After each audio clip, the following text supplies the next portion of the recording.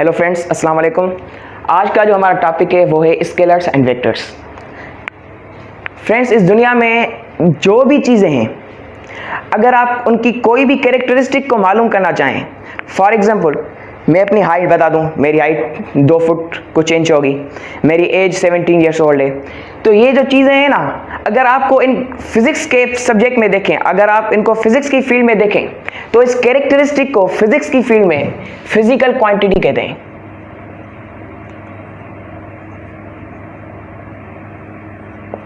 क्या कहते हैं? Physical quantity. अगर मैं बताऊं कि मेरी वेस्ट तकरीबन 1 फुट की है, तो ये फिजिकल क्वांटिटी लेंथ में आ जाती है, ठीक है। और फिजिकल क्वांटिटीज फिजिक्स में 2 कैटेगरीज की होती हैं। एक वो फिजिकल क्वांटिटी होती है जिसको हम अगर एक्सप्रेस करना चाहें तो सिर्फ उसके नंबर, किसी नंबर से, किसी तादाद से, किसी मैग्नीट्यूड से हम उसको कंप्लीटली स्पेसिफाई कर सकते हैं।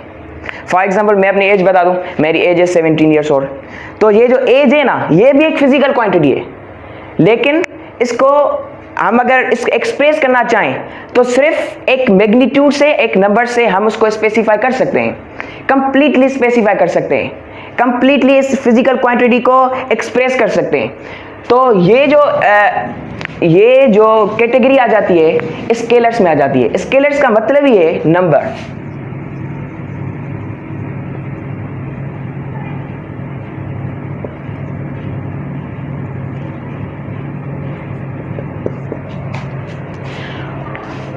और अगर आप वेक्टर्स को देखें तो वेक्टर एक दूसरी कैटेगरी है फिजिकल क्वांटिटीज की, लेकिन इसको अगर हम कंप्लीटली स्पेसिफाई करना चाहें तो मैग्नीट्यूड के अलावा कोई और भी चीजें हैं जो उसमें ऐड होंगी, तब भी वो कंप्लीटली स्पेसिफाई होगा, और वो है डायरेक्शन। अगर मैं अपना मास बताऊं, मेरा मास तकरीबन 40 kg है, ठीक है, तो इसमें कोई डायरेक्शन तो नहीं है ना। 40 kg मेरा मास है, इधर या उधर, ईस्ट वेस्ट में तो नहीं है मेरा मास कोई भी 40 kg। तो ये जो कुछ ऐसी क्वांटिटीज होती हैं जिसमें सिर्फ नंबर होता है, और कुछ ऐसी फिजिकल क्वांटिटीज होती हैं जिसमें नंबर भी होता है, उसके साथ कोई डायरेक्शन भी होता है, तो वो फिजिकल क्वांटिटीज वेक्टर्स में आ जाती हैं। वेक्टर्स, उसमें नंबर तो होता ही होता है, लेकिन उसके साथ डायरेक्शन भी होता है। हम इन दोनों के कोई एग्जांपल ले लेते हैं। स्केलर्स के बहुत सारे एग्जांपल हैं। फॉर एग्जांपल मैं अपना मास बताऊं, ठीक है। टाइम भी एक फिजिकल क्वांटिटी है, उसके भी कोई कैरेक्टरिस्टिक होते हैं, लेकिन उसका कोई डायरेक्शन नहीं होता, इसलिए वो भी, टाइम भी स्केलर्स में आ जाता है, ठीक है। एनर्जी होती है, वो भी स्केलर्स में आ जाती है, क्योंकि इसका कोई डायरेक्शन तो नहीं है ना। और टेम्परेचर भी है। बहुत सारी ऐसी फिजिकल क्वांटिटीज हैं जिनको आप अगर कंप्लीटली स्पेसिफाई करना चाहें तो नंबर ही काफ़ी होता है इनको स्पेसिफाई करने को, ठीक है। और अगर आप वेक्टर्स को देखें तो वेक्टर्स में अगर आप सिर्फ नंबर बताएं तो वो काफ़ी नहीं है उस फिजिकल क्वांटिटी को एक्सप्रेस करने में, क्योंकि डायरेक्शन मस्ट है अगर आप उनको कंप्लीटली स्पेसिफाई करना चाहते हैं। मैं आपको इसके भी कोई एग्जांपल ले लेता हूं। फॉर एग्जांपल मैं किसी चीज़ को किस तरफ खींचता हूं, ठीक है, मैं अपनी तरफ किसी चीज़ को खींचता हूं, तो मैं कुछ ना कुछ फोर्स तो लगाऊंगा ना। फॉर एग्जांपल मैंने 10 न्यूटन फोर्स लगाया, लेकिन उसका डायरेक्शन भी होता है, मैं अपनी तरफ खींच रहा हूं, ये भी कोई डायरेक्शन है। इसके अगर हम डायरेक्शन नहीं बताएं तो ये कंप्लीटली स्पेसिफाई नहीं होगा, इसलिए वेक्टर्स और स्केलर्स को अलग कैटेगरी में मुकम्मल तौर पर अलग किया गया है। और भी कोई है, मोमेंटम हो जाएगा, एक्सीलरेशन है,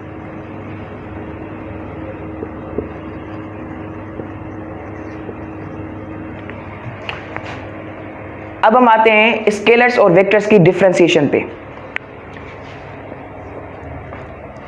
स्केलर्स और वेक्टर्स को मुकम्मल तौर पर समझने के लिए हम इनको डिफरेंशिएट करेंगे, फिर आप इसको कंप्लीटली समझ पाएंगे, ठीक है।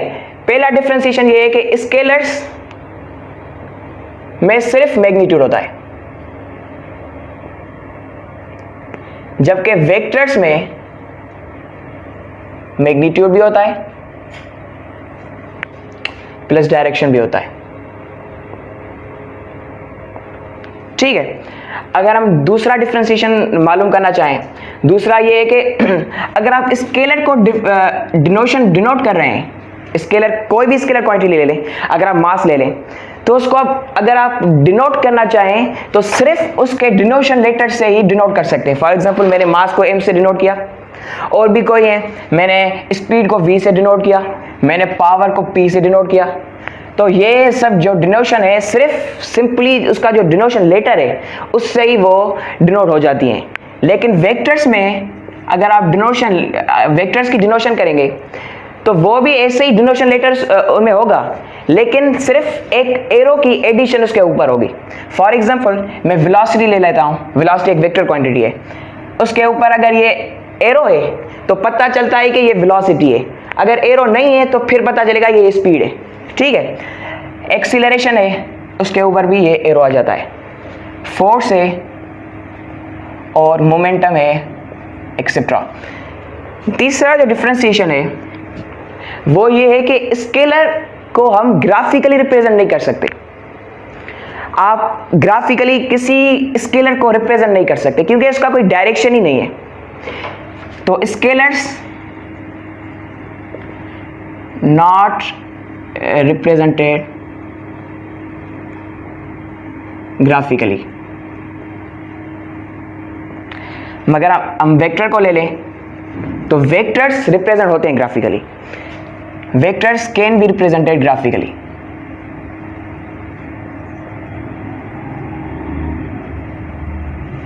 हम कैसे रिप्रेजेंट करते हैं वेक्टर को? फॉर एग्जाम्पल मैंने ईस्ट की तरफ 5 न्यूटन का फोर्स लगाया, ठीक है, तो 5 न्यूटन का हम ये एक लाइन खींचेंगे, जिस तरफ हमने फोर्स लगाया उसके वहां एरो लगा देंगे। तो ऐसे वेक्टर को हम रिप्रेजेंट करते हैं। ठीक है,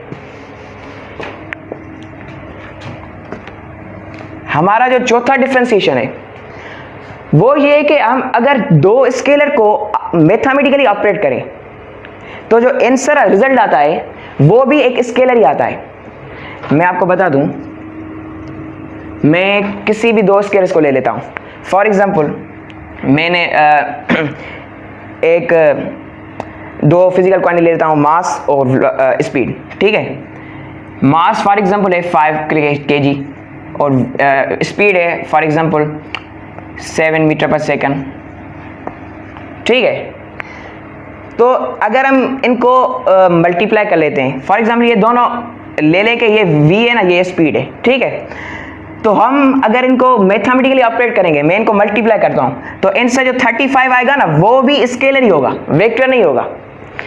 अगर कोई भी मैथमेटिकल ऑपरेशन, मल्टीप्लिकेशन नहीं, एडिशन हो जाए, सब्ट्रैक्शन हो जाए या डिवीजन कोई भी हो जाए, दो स्केलर के बीच में हो गई तो आंसर सिर्फ और सिर्फ स्केलर आएगा। लेकिन अगर वेक्टर को हम ले लें, दो वेक्टर्स को हम मैथमेटिकली ऑपरेट करें तो आंसर वेक्टर भी आ सकता है, स्केलर भी आ सकता है।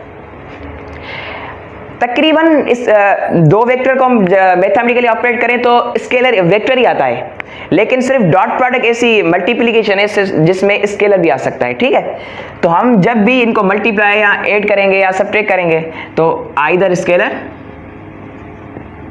रिजल्ट इज आइदर स्केलर और वेक्टर।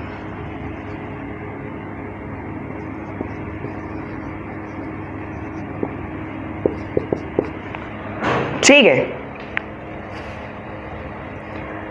अगर कोई भी स्केलर क्वांटिटी में चेंज होती है, ये फिफ्थ डिफरेंशिएशन है, अगर कोई भी स्केलर क्वांटिटी में चेंज होती है, मैं ले लेता हूं कि मेरा मास आज 42 kg होगा, लेकिन कुछ साल के बाद, टाइम गुजरने के बाद मेरा मास तकरीबन 50 हो जाए। ठीक है, तो ये जो डिफरेंशिएशन हो रही है, ये जो चेंजिंग आ रही है, ये फर्क जो आ रहा है स्केलर क्वांटिटी में, अगर ये फर्क हो तो सिर्फ हम यही समझेंगे कि इसका मैग्नीट्यूड चेंज हो गया है, क्योंकि स्केलर क्वांटिटी में है ही मैग्नीट्यूड। अगर स्केलर क्वांटिटी की तादाद तब्दील हो जाती है तो उसका मतलब यही है कि उसके मैग्नीट्यूड की तादाद तब्दील हो गई है। ठीक है, सो स्केलर में अगर ले लें तो change in scalar quantity, scalar is the reflection of change in its magnitude. ठीक है, मगर हम अगर वेक्टर क्वांटिटी को ले रहे हैं तो वेक्टर में जो भी चेंज आएगी तो स्केलर में चेंज हो सकती है, उसके डायरेक्शन में भी चेंज हो सकती है, और इन दोनों में से किसी डायरेक्शन या स्केलर दोनों में से किसी एक में भी हो सकती है, दोनों में भी हो सकती है। ठीक है, मैं एग्जांपल ले लेता हूं। मैंने अपनी तरफ फोर्स लगाया, एक तकरीबन 5 न्यूटन का फोर्स लगाया, डायरेक्शन मेरे तरफ। ठीक है, अगर मैं इस फोर्स की तादाद यानी मैग्नीट्यूड को चेंज करूं, मैं 7 न्यूटन का फोर्स लगाऊं तो 2 न्यूटन का फर्क तो आया ना। तो ये चेंज इन मैग्नीट्यूड भी वेक्टर क्वांटिटी का चेंज हो सकती है।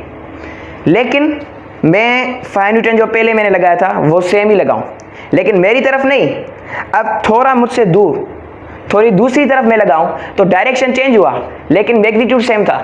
तो इसकी वजह से भी वेक्टर क्वांटिटी में तब्दीली हो सकती है। और अगर मैं डायरेक्शन को भी तब्दील करूं, मैग्नीट्यूड को भी तब्दील करूं, तब भी वेक्टर क्वांटिटी में चेंज हो सकती है। ठीक है, वेक्टर क्वांटिटी में चेंज होती है तो चेंज इन मैग्नीट्यूड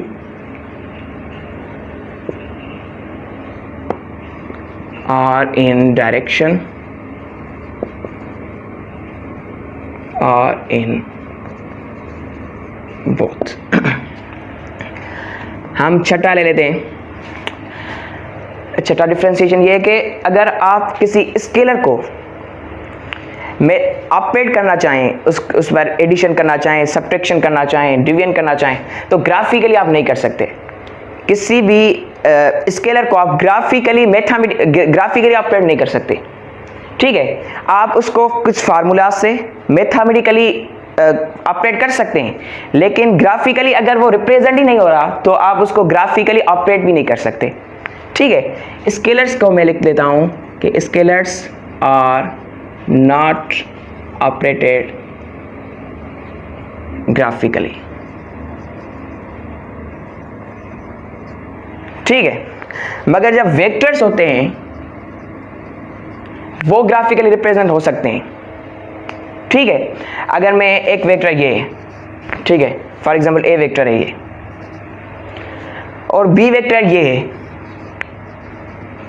तो अगर आप इन दोनों को ऐड करना चाहें तो हम फार्मूला से मैथमेटिकली भी कर सकते हैं, लेकिन हम अगर इनको ग्राफिकली ऐड करना चाहें तो वो भी कर सकते हैं। ये तो ग्राफिकली ऐड हो गया बिना किसी फार्मूला और बिना किसी मैथमेटिकल एक्सप्रेशन से।